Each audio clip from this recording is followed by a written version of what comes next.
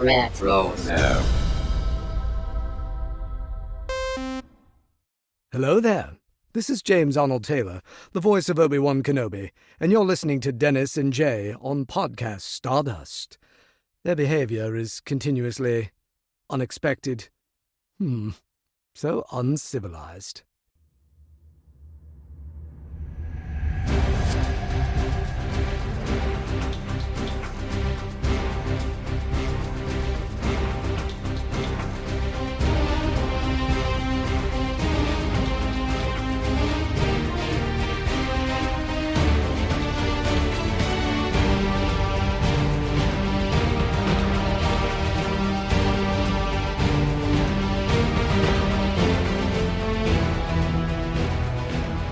Welcome to Podcast Stardust. This is the fully armed and operational podcast dedicated to Star Wars news, reviews, and discussion. I'm Dennis Keithley.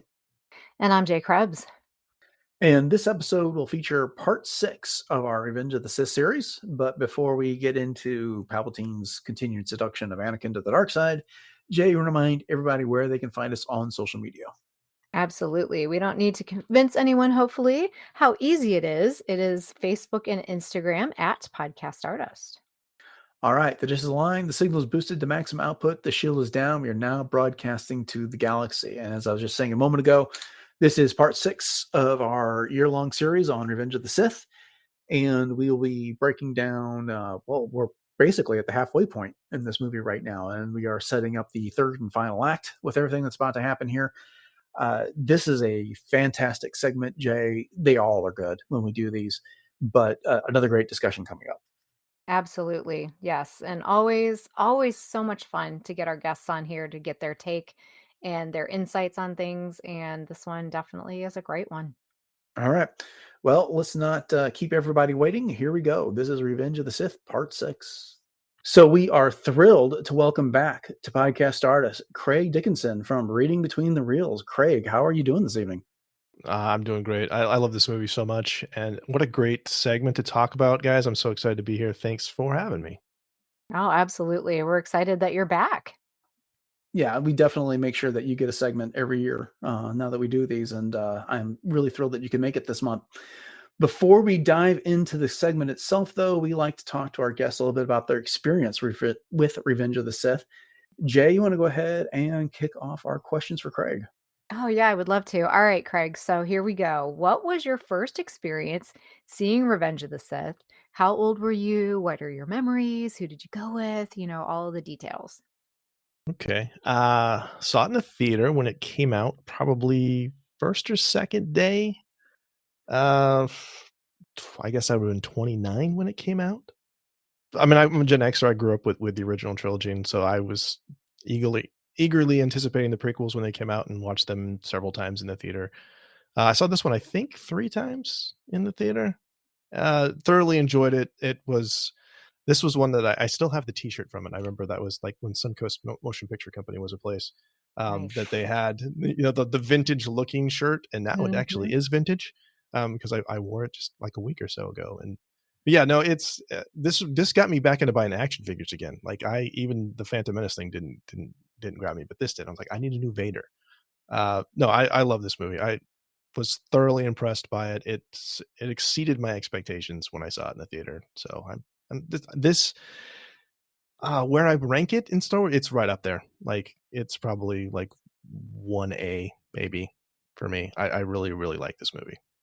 That's awesome. Did you get a chance to watch it again when it came out just recently in the theaters in the re-release? So I missed it, but as you guys know, I show this movie to my classes. I watched it 5 times this year, and shortly after, so I kind of had a hard time even though it's a theater experience and it's different. The theater that it was playing at near us to it's not a great theater. If it had been a really good theater, I probably would have gone. But no, I was like, I've seen it a bunch. I'm gonna watch it 5 times, so I did not go this time. Yeah, that's all right. Okay. You got a perfect platform to enjoy it. Yeah. Okay. Now that you brought up how many times you show it to your classes, how many times do you think you've seen this movie now? I mean, so I mean, it's over 100, right? Yeah. I mean, so I've lost count. Wow. Okay. That's fantastic. I love it. All right. Well, then you're well qualified to answer this question. What is your favorite scene from Revenge of the Sith? Oh my goodness. There's so many of them. Mm-hmm. Man, that's rough. I mean, can I do better than the duel between Obi-Wan and Anakin? Can I do better than the "You Are My Brother"? I mean, that Mm-hmm. scene, if I have to pick one, it's that, because that just encapsulates all of that's the prequels. That's what we wanted. That's the scene we were building towards. And there's legitimate emotion that comes from that scene, and as a viewer, like you've absolutely empathize with that moment. So I'm gonna pick that. That's for sure. Do you ever find that your vision of what, your internal vision of what your favorite scene is changes with your evolution as a person? Like, has it ever changed from one year to the next or one showing to the next or, kind of mood you're in? Because that happens for me sometimes. That's why Yeah. I'm always curious. No, no, for sure. I mean, yeah, you absolutely put your life experiences into every viewing that you have, and like I'm sure, watching that movie now as a parent is very different than watching it before when I first saw it. Mhm. The whole thing with like his wife gonna die, and the childbirth, all of that. Yes, you have to look at that. Can you kind of justify his, Anakin's choices in that way? If my own kids were at risk, would I make those choices? So Mhm. yeah, that it does. I don't think I would, but, at least you begs the question. Right, right. It's always that philosophical underlying kind of thing. So, springboarding off of that, then, our last major question for you right now, anyways, is who is your favorite character in this movie? Uh, Again, you guys, this is so hard. I'm I'm No gonna easy go with Anakin. questions, no wrong answers. So I'm That's gonna right. go I'm gonna That's go with right. Anakin just because, like, for the longest time, when I first saw this movie, like, it kinda solidified for me that Anakin was my just favorite Star Wars character, period. It's since I'm back to Luke. When I was growing up, it was Luke, and then Han, and then Luke, and Anakin. But yeah, Anakin, I like Anakin the most. I feel bad for him. Mhm. Mhm. Yep. You know, as we've been doing this series over the course of this year, I've grown a new appreciation for Anakin and everything that he's trying to balance, everything that he's trying to make work, the competing demands of the Jedi, the Chancellor, his wife, what he wants out of life, what he's hoping to achieve, and trying not to disappoint anyone. And then ultimately he comes down to a point where he has to make a choice, and it's a bad Mhm. choice the way he makes it. But at any rate, that's one of the benefits of doing these type of series is breaking these things down into these segments and spending so much time on the movie is that you really get to appreciate everyone's point of view a little bit more That's than you did true. before. And And there's the so much thing about layering. Yeah, go ahead, Dennis, sorry. I would say the other thing about Craig, your choice of favorite scene. One of my favorite scenes recently has become the farewell between Anakin and Obi-Wan as Obi-Wan's Mm. leaving to confront Grievous, simply because it's the last time those two exchange kind words with each other. Talking about Obi-Wan saying, I'm very proud of you. I raised you from since you were a small boy. I've taught you everything I know. Anakin apologizing him for disappointing, and this, that, and the other. And then you get that book into the scene you're talking about, Craig, where it's the other side of the relationship. There's some resentments. There's some things uh, that have been between them that they didn't address in that final moment, and so that's the other half of the relationship. I mean, everyone we're close to, we have all these fantastic things with, but then there are some things that you do have to address from time to time, and they didn't get those out and until it was too late. And so anyway, I like kind of how your choice bookended what we were talking about in our very last episode in this series. Yeah, it's very true. I was Mhm. just going to add that there's so much layering, I think, to Anakin's character as well, just because of the Clone Wars and also the novelization and just everything else, and just reanalyzing these. It's definitely lent a lot more of a very deep sense of psyche to the character. Mhm. Indeed. All right. Well, let's get into this segment. We are picking up at 1 hour and 54 seconds, and this will run to 1 hour, 10 minutes, and 52 seconds. So almost a perfect 10 minutes. We start off in the Jedi Temple, and Commander Cody interjects into a Jedi meeting via hologram to report that to Mace Windu that Obi-Wan Kenobi has engaged General Grievous and that they have begun their attack. Mace then turns to Anakin and tells him to inform the Chancellor, look for clues as to what the Chancellor's intentions might be. And so Anakin runs off to complete that part of his task. Mace then turns to the other assembled Jedi, whether they're in person or appearing via hologram, and he says he senses a plot to destroy the Jedi, and the dark side of the Force surrounds the Chancellor. So Ki-Adi-Mundi goes on to say that the Chancellor should be removed from the office if he doesn't give up his power after Grievous is destroyed. And then Mace concurs and says the Jedi Council will have to take control of the Senate in order to secure a peaceful transition. And Yoda cautions everybody that this is going to take them to a very, very dark place. So they're going to have to be mindful. Craig, what do you think about this transition scene? It seems to set a lot of stuff up that we're about to see coming up in the movie. And particularly Mace's premonition here about a plot to destroy the Jedi. Yeah, that always felt odd to me, the way he says that so adamantly. It's like if you sense that, did he just now sense that, or is that something that's been brewing for a while?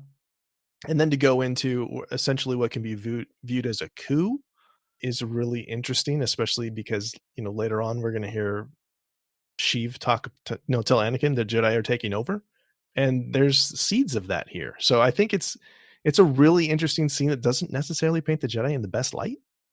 Mm-hmm. Mm-hmm. I love that you referred to Palpatine as Sheev and didn't even drop his last name. Well done. And two, in a second, a little bit later in this segment, we're going to see, or actually the segment when Anakin shows up at the office and we see Palpatine looking at a screen. We can't tell what he's looking at, but I can't help but get the feeling that he was eavesdropping on this conversation here based on what he'll say later in the movie. Jay, what do you think about all of this? Is, you've got the Jedi, they're at a turning point in the war. They're about to win it with Grievous's destruction. And now they have to figure out what to do next with the Republic. Right. Well, there's a couple things going on here. And, I often refer to the novelization in reference to some of the read between the lines kind of thing, to steal your name there, Craig, a little bit. But, there's this whole thing about getting Anakin to go to the Chancellor to give him this news because they want to see his reactions and they want to make sure that Anakin picks up on every word and every behavior and all of these things. And, this just for Sheev, for Palpatine, this just tells him that much more very in detail that, yeah, they're spying on me. Because why couldn't they have just sent him this in, a holo message or in an encrypted message or something like that, just to say, hey, this is happening?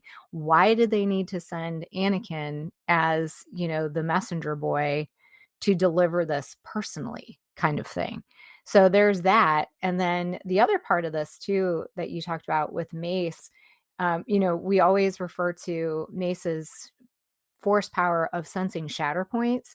And I wonder if that's where this is coming from, and that there's sort of a nod, kind of an Easter egg to that, in that now that all of these kind of things are happening and coming together, is that vision or that feeling for Mace is becoming a little bit more clear. Mm-hmm. Yeah, a couple things there. One, when was it that Yoda and Mace were talking and Mace says, I feel like our ability to sense the Force has been diminished? And Yoda's like, no need to report that to the Senate until there's something actually to report on that. And so I think maybe perhaps the dark side is interfering with whatever type of Shatterpoint ability that Mace Windu has. And two, I think there's something to the fact that, what was it, 20 minutes ago in this movie, Mace was in a gunship with Obi-Wan and Yoda talking about how it's probably a mistake putting the Chancellor and Anakin together. Yes. Yeah, dangerous. Does dangerous. I don't trust him. And Obi-Wan sticks up for Anakin. And here he is saying, go talk to the Chancellor and tell us what his reaction is to this. He'll give us clues as to what he's got what he intends next. So yeah, not Mace's best moment in all of this. Mm-hmm. All right. Well, then moving on here, we get to Palpatine's office, and Anakin arrives, and he reports to the Chancellor that Obi-Wan is engaged General Grievous, and Palpatine's response is like, well, we can only hope he's up to the task. And he's making his final sales pitch to Anakin here in this scene. Yeah, and he's troubled that the council doesn't appreciate Anakin's talents, asks if he wonders why they haven't made Anakin a Jedi Master yet. Anakin's response is, well, I wish I knew. And he gets the feeling that he's being excluded more and more from the council. And he also knows that there are things about the Force that the Jedi aren't telling him. And Palpatine doubles down on what he said to Anakin earlier. They don't trust you. They see your future. They know your power will be too strong to control. And Anakin must break through the fog of the lies the Jedi have created around him.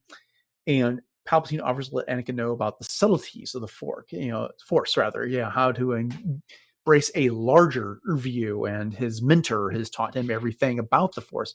If you want to know the great mystery, you have to embrace all aspects, including the dark side and all this. And so eventually Anakin puts 2 and 2 together and realizes that Palpatine is in fact the Sith Lord. And there's a whole lot more stuff that goes on here, but I don't want to spend the next 5 minutes summarizing this scene. Craig, what do you think about this final push that Palpatine makes and Anakin's initial reluctance to take him up on the offer? Yeah. And as you were describing that scene, I had an epiphany, and I can't believe this is the first time I've thought of this. Is you mentioned that that Palpatine says, let's hope he's up for the task, referring to Obi-Wan, and I just connected the dots that earlier Palpatine had said, I want Anakin to go and take on Grievous, and so even that little dig is like, yeah, it should have been you. If it was you, it wouldn't have been a problem. But since it's my second choice, we'll see if he's good enough. If he's as good as you. And so this entire thing is just flattery, flattery, flattery. The Jedi don't trust you. Flattery, flattery. Jedi don't trust you. They can't control you. I don't want to control you. You should give in to your anger. Even that, later on it's like, I should kill you and whatever. It's like, you know what? You should. Absolutely. I'm not going to say no to you no matter what. Mm-hmm. Mm-hmm. Yeah, it's so true. Jay, what is your take on that? Well, there's so many things. I think about Anakin in the Clone Wars, and I think about how he was truly the Jedi with no fear, and that he was always upholding everything that the Jedi stood for, the ideals, all of the beliefs. And then this whole movie is just a real turnabout of events, obviously, and to say the least. And as far as Palpatine kind of encouraging him in these ways, as you said, Craig, kind of telling him, yeah, it should have been you, it should have been this, it should have been that. And yes, you need to do this to ensure your future. And Anakin even saying that he knows there's things about the Force that the Jedi aren't telling him. He has tried to find ways to save Padme, and he knew that there were pieces of information that he could only obtain as a Jedi Master. And again, I'm referring to the novelization here, but and then he was basically railroaded into not being able to do that by not becoming a master. And so he knows that there are things that they're not telling him. He can't access those things. He still wants to uphold what the Jedi have taught him. He still wants to uphold the light side of the Force. And so that's where, and again, the epiphany for me watching this even just tonight before we started recording was that Anakin doesn't want to go to the dark side. He wants to do everything he possibly can to uphold everything that he's been brought up with. And then I'm sure he's hearing that echo in the back of his mind that you are the chosen one. You can't go down that path. But yet, Palpatine is dangling this for him, and it's so hard for him to see where, that line is becoming so blurred. And, Craig said, you should do this. This is what you should be doing. And, almost like saying to Anakin, you have to make that choice. And I applaud you for that. Even if it means, whatever. But I don't know if you guys noticed too, when Palpatine and Anakin are talking, Palpatine kind of like his hands sort of keep gripping the hem of his coat. And it's almost like, is he ready to pull that lightsaber out Yeah. like he did, with the council and with Mace? Like if it did actually come to that, would he have done that? Because you see him fiddling. So Craig, you've noticed that before as well? No, as you're saying that, I'm like, I can picture the shot that you're talking about, like he's in Oh, yeah. profile, and I can see, yep. And I hadn't thought of it that way, but now I'm not going to be able to see it any other way. So, Craig, you brought up the whole point about the earlier part of this movie where he basically says to Anakin, I would have serious doubts of something along the lines of the Jedi Council's collective wisdom if they didn't send you on this assignment. And then Anakin goes to the Jedi Council and says, the Chancellor's requested that I take this on. And then the Council's like, nah, we're not going to do what the Chancellor says. We're going to send an older, more experienced Jedi Master after this.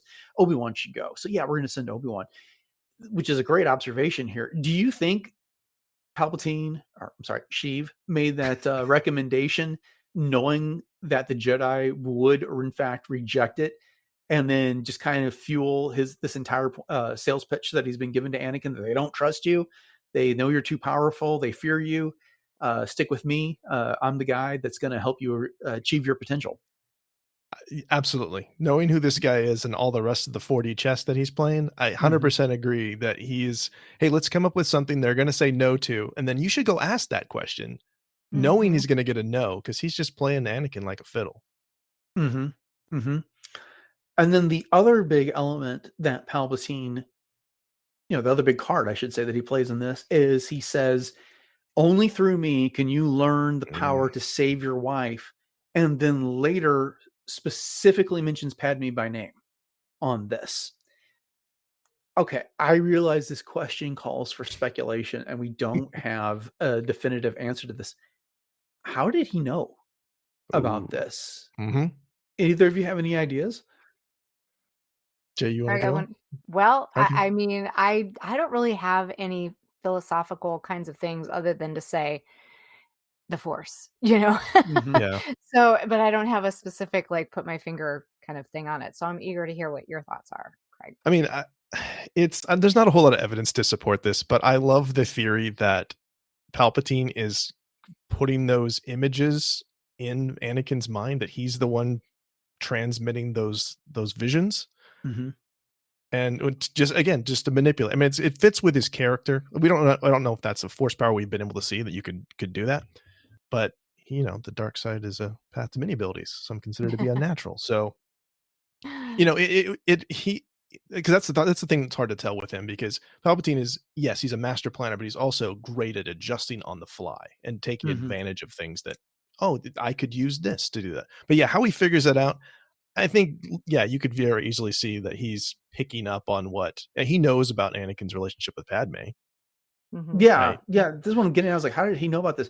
A couple things come to mind for me, which is, one, he's known Anakin since Anakin was like, 9 years old? And kids cannot help but talk about their crushes when it comes down to it. And then later in life, once we get to the Clone Wars and everything else, and all of a sudden, I'm sure he's got someone keeping tabs on where Anakin is, and then, he happens to be over in the apartments that the senators all live in. He's able to put 2 and 2 together and figure that out. But for him to lay it out there in the way that, the Jedi have no clue about. I mean, even Obi-Wan Kenobi has his suspicions, but he doesn't know that those two are married. And this is not until later in this movie that Obi-Wan even has the epiphany that Anakin is the father of Padmé's child, that she's, pregnant with at the time.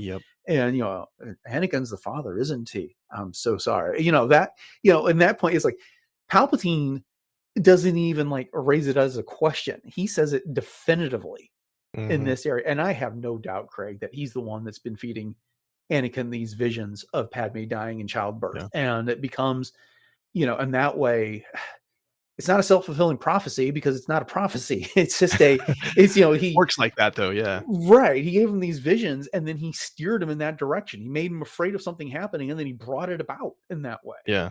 Well, something that just occurred to me too, the fact that, because we hear at the beginning of the film that he told, that Anakin told Sheev about the Sand People. Yes. He didn't tell Obi-Wan about that. That's true. I don't think he told anybody about that. So he told Padmé about it. He told Padmé, right? Yeah. But that's a pretty intimate, embarrassing, horrific thing that you did, and you told that guy. What else are you telling him? Right. And Palpatine only brought it up earlier in this movie when Obi-Wan was unconscious. He took your arm, you wanted revenge. It was only natural. Remember the Sand People? I mean, line, yeah. It's only natural. Yes, he's just brushing the dust off of him. And a couple more things here too. I don't know how true this is, but I had heard somewhere along the line that the wedding on Naboo between Anakin and Padme, the preacher or the officiant of their wedding was someone that Sheev actually appointed himself, and was working undercover for him, and that's who reported back. So I don't know if that's true, and I don't even remember where I heard that from. But I don't know if either one of you have heard that. But then also to your point about talking to Anakin, as far as the fact that he's known him since he was 9, that's another thing that he kind of puts a spin on, using that in this scene, is that he says, ever since I've known you, you've been searching for a life greater than an ordinary Jedi, and it's like he's this old kindly uncle. Even when he says, the power to save Padme, he gives him that nice little grin, like, I love you, my son, kind of thing, and I can help you. But yeah. Here's the other thing about this scene. This is when Anakin puts 2 and 2 together and realizes that Palpatine is in fact the Sith Lord. Mm-hmm. What do y'all think about that? I mean, considering that we just had the opera scene before this, where Palpatine is talking about the tragedy of Darth Plagueis the Wise, Darth in all caps on all this. And then, he had this power that could keep people from, that he loved from dying. And Anakin's response is like, is it possible to learn this power? And Sheev's response is not from a Jedi here. And it's only just now that Anakin is making this realization. And okay, I'm not asking this question to pick on Anakin, the writing, or anything else. But what does that tell you about their relationship here? So, Craig, do you want to go first? The fact that he didn't know, is that what you're asking? Yeah, that he didn't know, that he's just now realizing it after everything that's happened between them. You feel like you should have picked up on that. I think he's he's lying to himself a little bit. He's definitely in a place where he's indecisive about what to do, because the next thing that happens, he goes back and reports to Mace, and he's like, I think he's the Sith Lord. So even though he's been given, in this case now 2 times, saying, hey, I can help you, hints in the opera scene, and pretty much straight up tells him here, Anakin still wants to do the right thing. And I love that you brought that up earlier, Dennis. Like, he still considers himself a hero, still considers himself a good guy and a Jedi, and wants to do the right thing, but he doesn't know what to do about that. Mm-hmm. Yeah. I think for Anakin, he was giving Palpatine the benefit of the doubt, because you go into his office and his private chambers and everything, and he has Sith artifacts everywhere. So, it's not like Anakin knew that Palpatine was very well educated in these arcane pieces of knowledge, and he was kind of an aficionado of all of the history of the Sith. But I don't think that he put that together, because I think he just looked right over that as, this is just another story that maybe he learned, but now I'm intrigued by it because this has something to do with something that I need, until he gets that epiphany, as you said, Dennis, and puts that 2 and 2 together. So I think he was just way too close to him to be able to see it. It's kind of like not being able to see the nose, on your face, kind of thing. Yeah, it's not to be able to see the forest for the trees. Yeah. One of the comments I got to make about this scene, though, is that as maligned as the prequels can be for the quality of the acting, I think this scene is absolutely fantastic. And Ian McDermott, Hayden Christensen, just they're playing off each other with their lines in here and the way that they exchange things. And it's just, some of the things that stuck out to me on this viewing was when Palpatine is saying, only through me you can achieve a power greater than any Jedi. I learned to know the dark side of the Force, and you'll be able to save your wife from certain death. And he kind of delivers that with this, like, you can just see the temptation dropping off that line. And Hayden's response to that, the way he says, "What did you say?" It's just like he's floored in that moment. Like, your wife, you could see Hayden, he sold that so well.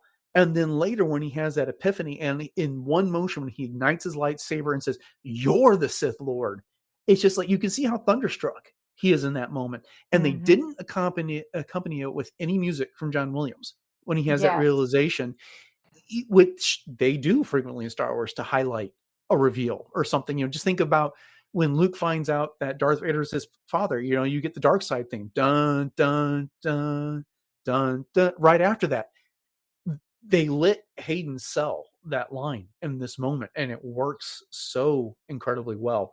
Either of you have any other observations on their acting abilities in the scene? I always just thought it was great, personally. Yeah, it's really good. I know I didn't leave a whole lot of room to say anything else there, Yeah, but we do get. I was just gonna say we do get Palpatine's theme, but not until the very end of that scene. So it is interesting that you don't hear it there. That would have been a perfect place for the needle drop, like the "I am your father" thing. But no, we don't need to do that. Well, we're spending a lot of time on the scene, but I think it's worth it. And the other part of this is when Palpatine says, "Are you going to kill me?" And Anakin's response is, "I would certainly like to." And then you can just see Palpatine chewing that, like he's devouring how delicious that is to him. "I know you would. I can feel your anger. It gives you focus, makes you stronger."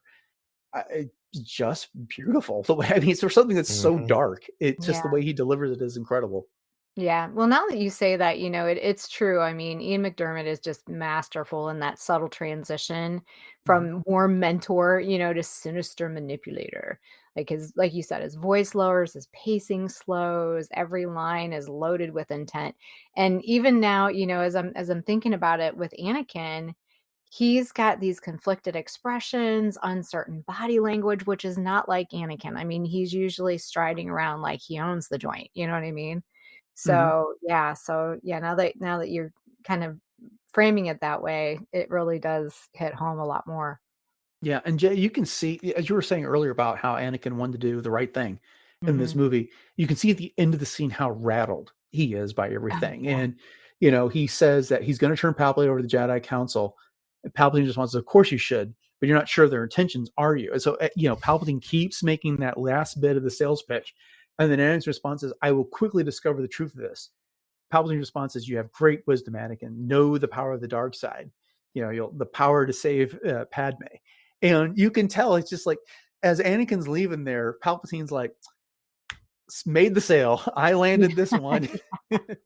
Just a matter of time. Yeah. Well, he gives them, empathy, false promises, and emotion, and Anakin wants to believe. So, I mean, that's where the sales pitch is masterful right there. Yeah, indeed. All right. Well, we should probably move on because we have a couple more scenes to talk about here. And we end up at Utapau, and we rejoin Obi-Wan as he pursues General Grievous. And Grievous is on his wheelbike. Obi-Wan is on the Varactyl. Obi-Wan catches up to Grievous and seizes his electrostaff and begins attacking Grievous with it, which causes Grievous to eventually lose control of the bike. And then they both end up jumping off onto the platform near Grievous's starfighter. And then we get their climactic duel with Grievous throwing Obi-Wan around a little bit. And then ultimately, Obi-Wan, using the Force to summon a blaster, is hanging off the edge of that platform and shooting Grievous in the gut and putting an even to the general of the army here. One of the things that kind of stood out to me here is this, just like, the promotions that came for Grievous ahead of Revenge of the Sith is how much of a Jedi killer he was. And you could kind of see how much he was actually enjoying beating up Obi-Wan in this scene. I don't know that there's a lot of themes to necessarily talk about here, but Craig, I'd love to get your take on General Grievous and the way he was portrayed in this movie. What did you think about him? I mean, I like him a lot. He is definitely scary to a point, but he also kind of has to be disposable, which is an interesting mix. My favorite part of this scene is actually when Obi-Wan kicks him when he's on the ground and then screams in pain because, dude, he's made out of metal. It's Obi-Wan he takes Obi-Wan to the limit, though. I mean, if it wasn't for, a little bit of handhold on that ledge, Obi-Wan would have been dead. He misses. Grievous throws that punch that would have obliterated his skull. It's a life and death situation. I think it's handled really, really well. If it wasn't for the fact that if his armor had been held up a little, would have been a little bit better constructed, where he couldn't just peel it open so he can expose his his organs or whatnot. He'd still be coming after him. Right. Yeah. I don't know that the Separatist Alliance really counted on someone prying open his rib cage in Yeah. the middle of Right. battle there, right? Do you feel like Grievous came off as threatening in this movie, or because I'm just thinking back to the scenes we see him, in the when we see him on the bridge of the invisible hand, he runs away from the Jedi. He doesn't really Mhm. engage with them much, and then he has a saber duel with Obi-Wan, then he loses two hands, and then he flees again, and then he finally gets defeated here. And I think there are a lot of other media, Grievous's reputation is built up a lot, but in this movie, did he really live up to the hype?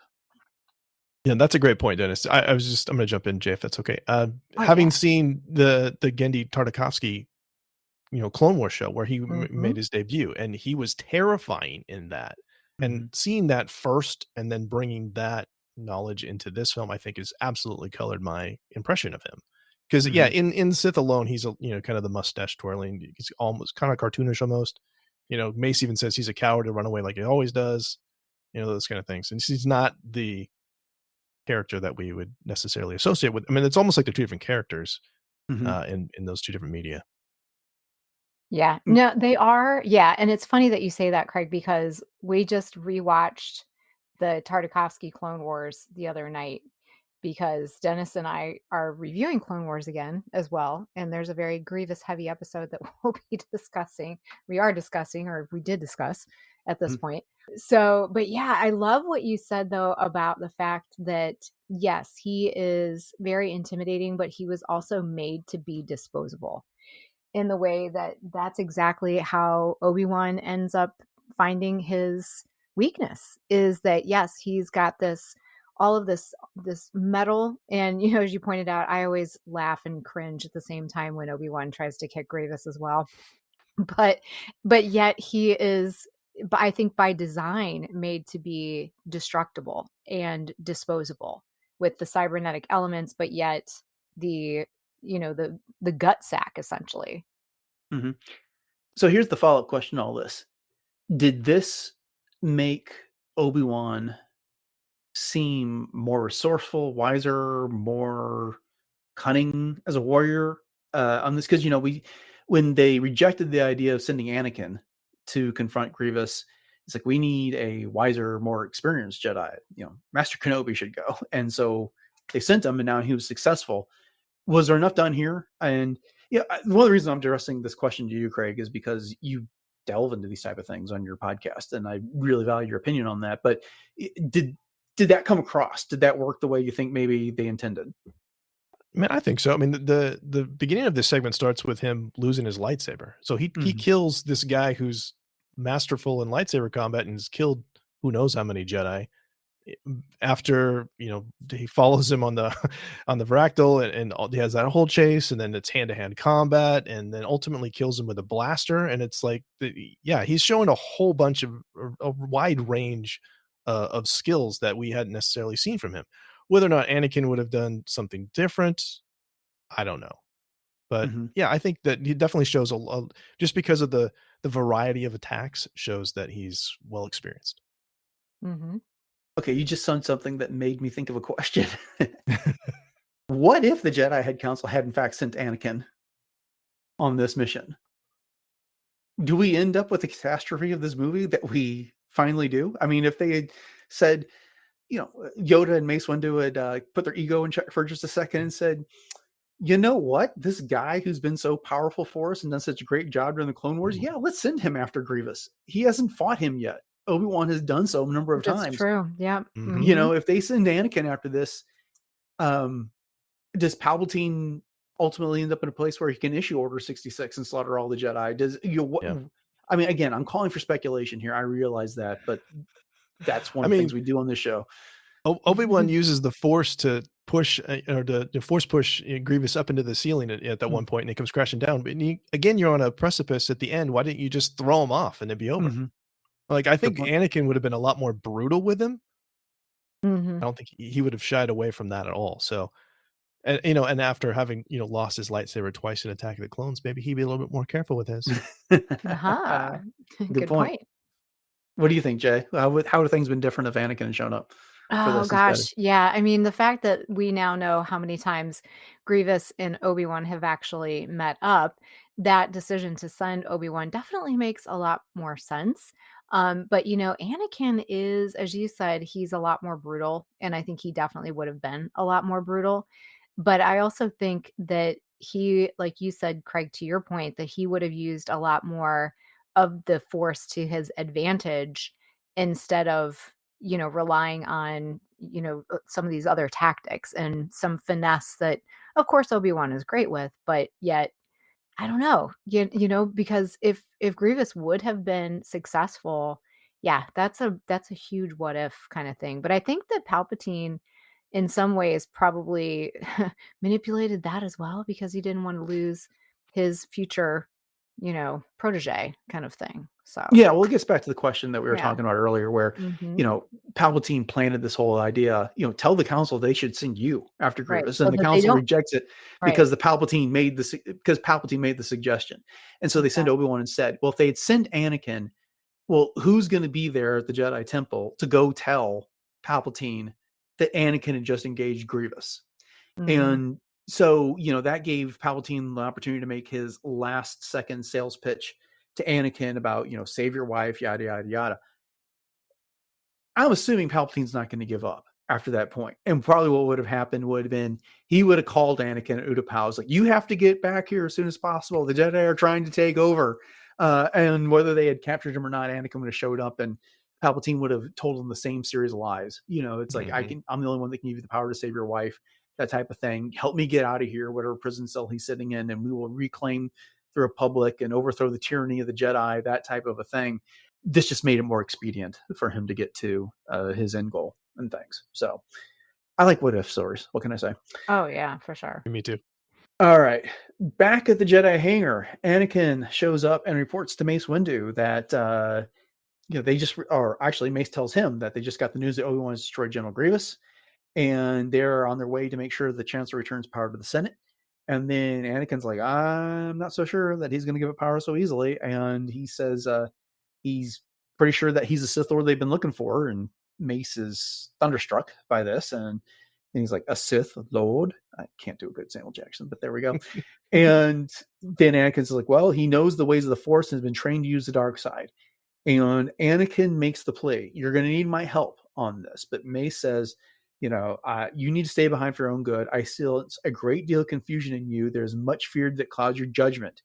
If what you've told me is true, you'll have gained my trust. So, I don't know. We don't have as much time in this episode as I left as I'd like, but we got a lot to unpack. Okay, Craig, Yeah. what do you think about everything that's said here? It's a very short scene, but should Mace have taken Anakin with him?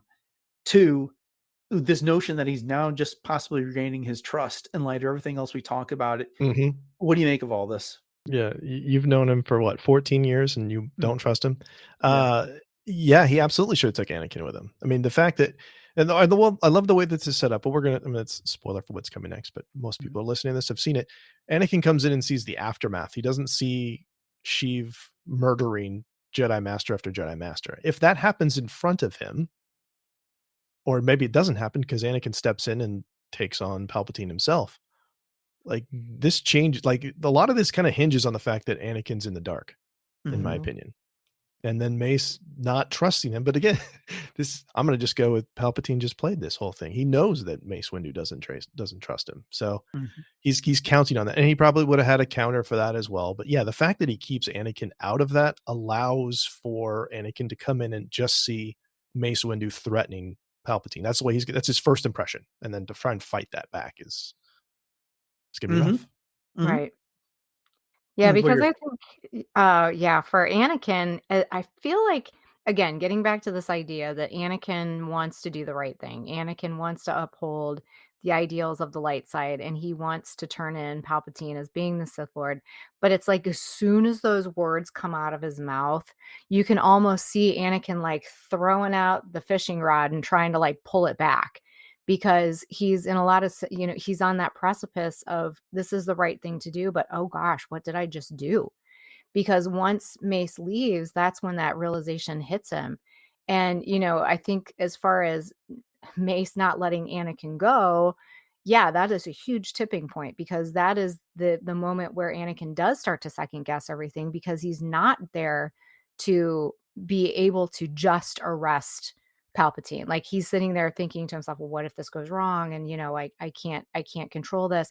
But again, to the point that you've both been making, as far as Palpatine controlling all of this, oh yeah, like 110%. Because I think too, if Palpatine knows that if Anakin would have gone with them, meaning Mace et al., that there's a pretty good chance that if it came to blows, that Anakin could kill him, because Anakin is that powerful. Right. The other thing that happens is that Palpatine cannot spew his sales pitch and his lies and not risk being refuted by the Jedi in that moment. I mean, there's a couple things that could have happened here. I mean, if Mace Windu says to Anakin, "You definitely have to come. We're going to need your power. We're going to need your abilities to sort this all out," and demonstrates that trust, and doesn't say, "You will have earned my trust." In this point, basically say, "I don't trust you now, but I will." Basically confirms what Obi-Wan says earlier in this movie. It's like, be patient, Anakin. It won't be long now before the Jedi make you a master on this, and demonstrates that trust, extends that olive branch and all this. I get Mace's position on this. They've got a Jedi Knight who just threw a temper tantrum in the Jedi Council chambers not too long ago about not being made a master, who has been upset because he wasn't allowed to go on certain missions, who has kind of been the lapdog for Palpatine this entire time, and has given the Council some reasons not to necessarily trust him. But at the same time, Anakin just brought him this dark secret about this close mentor. I fear that this is the Sith we've been looking for, and he's not going to give up his power. We got to do something about this. Take him with you in this. I am a very big Mace Windu apologist. I think he gets a bad rap for a lot of things when it comes to Star Wars, whether it's the way he treats Ahsoka or other stuff in this. But this was a bad choice when it comes down to it. And I just don't know how else to say it in this situation. Which leads us right into the next scene. Anakin is sent to the Jedi Council chambers. He goes there exactly as Mace told him to. Go wait there and we'll be in touch with you. And then we get those shots where we get Anakin's point of view from there. And then we got Padmé sitting back on her apartment. She's looking at the Jedi temple. He's looking back at her apartment. And then we get that voiceover for Palpatine that says, if the Jedi destroy me, any chance of saving her will be lost. And it's not said implicitly here, but what is it said explicitly is that he's kind of sensing her presence, and everything that's going on with what's going with in the context of all this. And we see that tear run down his cheek, and then he runs off to jump in a speeder to get over there as soon as possible on this.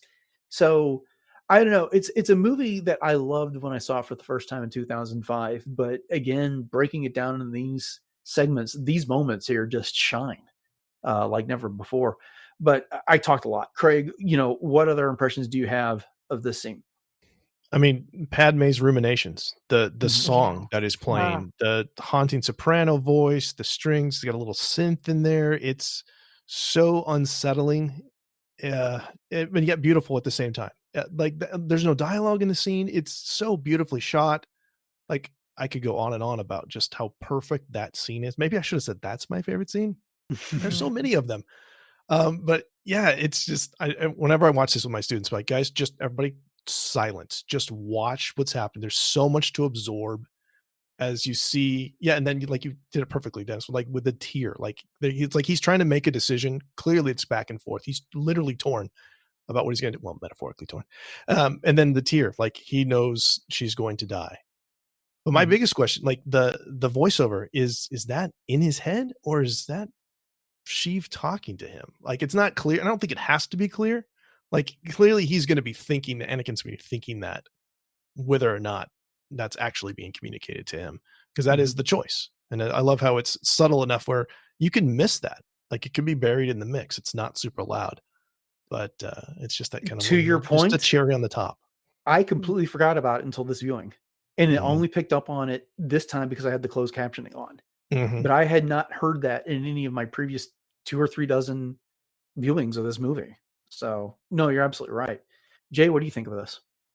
I think Anakin just replaying it in his mind, Mhm. for the audience's benefit from that standpoint. But yeah, you talked about the acting in this movie. This is one of those points, and Craig, as you were just saying too, you tell your students, just watch this, like watch what's happening here because it's wordless, but yet that music, as you said, with the synth, and it's just dissonant, and that there's just everything is just riding on this, and the colorization of the sky, and then them looking across Coruscant at each other, and Padme just knows there's something wrong.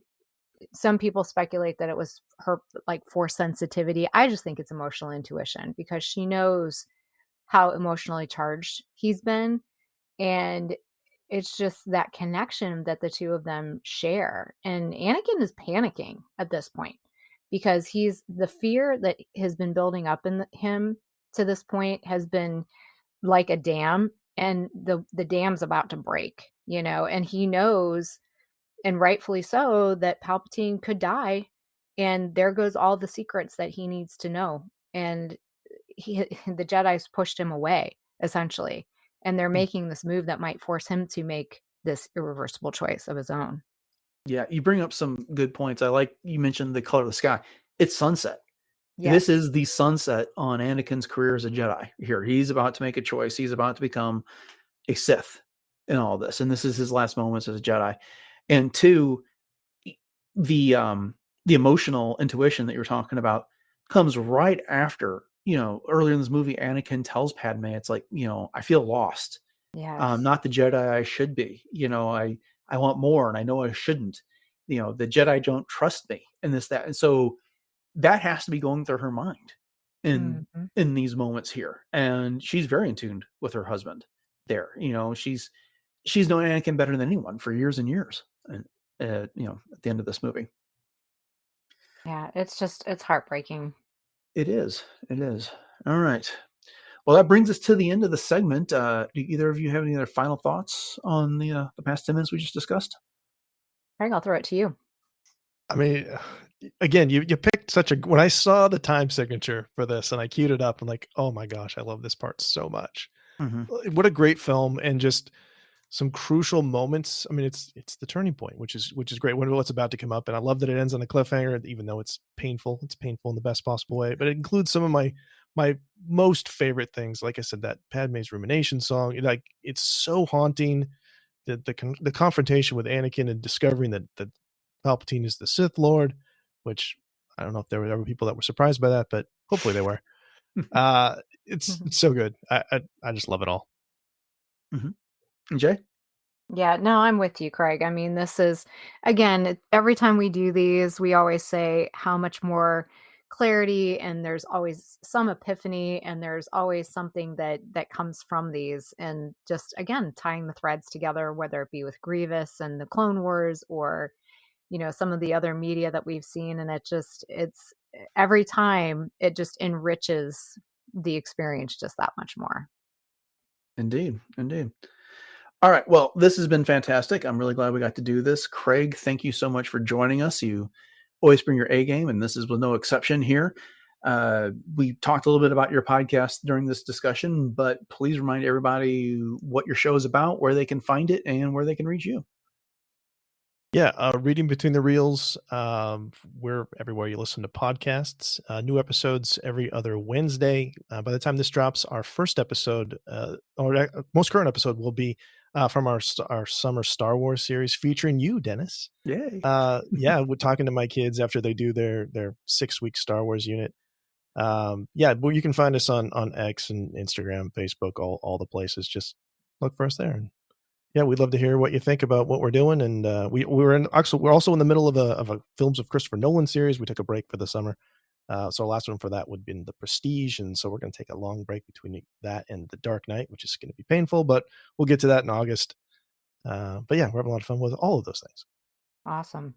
Yeah, the Christopher Nolan series is good. The Marvel films before the MCU was also a great series. So I highly recommend everybody check that out. Well, again, thank you so much for joining us. Oh, it was my absolute pleasure. Like, love this movie. You guys do a great show, and I love that you guys are breaking this. And you've done all the films, breaking them down into small segments. That's awesome content. So I love it. Thanks, Craig. Again. All right, there you have it. That was the 6th part of our Revenge of the Sith series, featuring Craig Dickinson from Reading Between the Reels.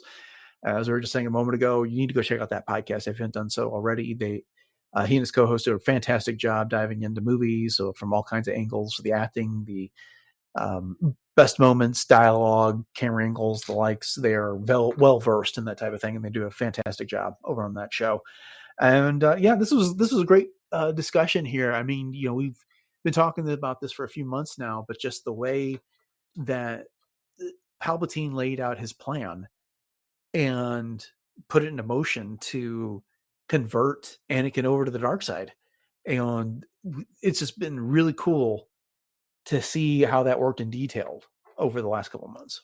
Oh, yeah. And, it hurts even more now after doing these kinds of analyses, because it's just, you take it in as you watch the movie and it's like, oh, so sad, he's turning to the dark side kind of thing. But when we break them down like this, it's just, I don't know, it just hits different and it hits harder.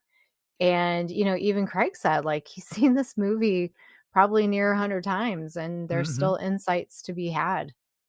Oh yeah, definitely. And yeah, every time I watch this movie, there's something else I notice, and this time was no exception. So yeah, well, another great discussion. We hope you all enjoyed it, and thank you for joining us on Podcast Stardust as we continue the series, and we'll be back next month with another episode in this series. And between now and then, we got a bunch of other stuff coming out on the podcast. So I'd encourage you to subscribe if you haven't done so already, or follow whatever it is your podcatcher calls it these days. And once you've done that, we'd greatly appreciate it if you could like, review, give us a 5-star rating on Apple Podcasts or whatever your podcatcher features. That just helps others find the show. And once you've done that and you want more Podcast Stardust, head over to retrozapp.com, where you can find our entire back catalog of all previous 903 shows, which is going to be a lot more than your podcatcher is likely to carry. And there's a bunch of other great content over there as well, covering everything from geek culture, from the MCU to collecting, Star Trek and the like. It's all there on retrozapp.com. Jay, remind everybody where they can find us on social media. Absolutely. And we'd love it if you would share the show on our social media websites, which include Facebook and Instagram at Podcast Stardust. And if you are new to the show and our listener base, welcome. And we hope that you will share the show out with others, and as well as our faithful listeners that are out there as well. And we also have our Pinterest boards, which have all kinds of fun things for everything Stardust. And we also have our 2 YouTube outlets. So we have YouTube and YouTube Music. So you can head over to those, like, subscribe, and share those out. No videos on those. So you'll see a static show art image that Dennis always does a great job picking out. But all of the shows are definitely on both of those outlets. And you can also hit us up on places like Spotify and Audible as well. And then we also have a TeePublic store. So if you are in need of some new Podcast Stardust swag, or just an upgrade to your wardrobe or your home goods, we have a link in our show notes, and you can pick from one of 7 different show logo designs over there. And every purchase does help to support the show. So we hope that you will consider doing that. And once again, the link to that TeePublic store is in our show notes. All right. Why don't you go ahead and remind everybody what you got going on with cosplay? I'd love to. As always, you can catch me on my Instagram, which is at j.snipscosplay. And you can catch me as Ahsoka, the fourth sister, 2 different versions of Hera, so both live action and animated. And as well as my fourth sister Inquisitor, my original concept Mandalorian, based on Tahiri Vela from Legends. I also dabble a little bit in a couple different Leia versions, as well as some non-Star Wars things as well. So once again, that's at j.snipscosplay. All right. Upcoming on the show on Friday, we'll be getting into the latest Star Wars news. And then on Monday, we are continuing our Clone Wars rewatch with a look at episode 10 from season 2. So make sure you join us for that. With all that said, thanks for listening to episode 904 of Podcast Stardust, everyone. Have a great rest of your week. And until next time, may the Force be with you.